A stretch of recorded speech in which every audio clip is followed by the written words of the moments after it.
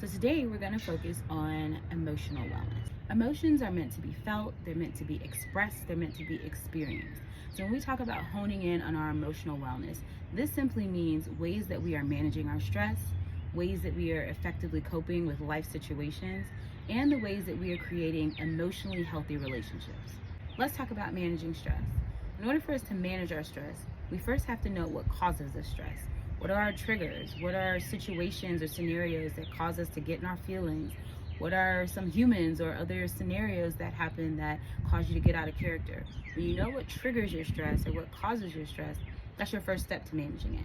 Because one, you now know what to do differently in that same situation to avoid your stress levels rising.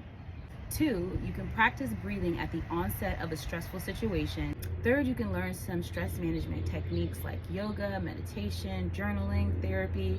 There's so many different ways to go about coping with your stress or managing your stress that are much better than allowing that stress to eat you up internally.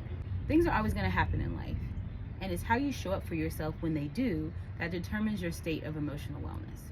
Coping ineffectively typically looks like avoidance. And this can manifest itself in many different ways. Some people drink, some people smoke. Most people just are around other people to avoid being by themselves or having to think about or address the situation. When you cope effectively, no matter how difficult the situation, you find a way to address it. Some people are really good at making a plan on their own. Other people need to seek professional help. No matter which path you take, doing something is always going to be better than doing nothing. So learning some effective life coping strategies is going to be one of the best life hacks that you can invest in. So let's touch on creating emotionally healthy relationships. And if you weren't already thinking it, you should be. The first relationship that you must nurture and create a healthy connection with is the one with yourself. If that relationship is unhealthy, we can already identify the source of why most of your other relationships might be unhealthy. So start with self-love first. Start with solitude, intentionally practicing some different techniques around self-love and self-care that can get you to a point where you feel really, really good about the boundaries you set with others because you've already set them for yourself. So if you're in need of repairing your relationship with yourself, do that first before you begin to repair your relationships with others. All healthy relationships require the basics: love, trust, communication.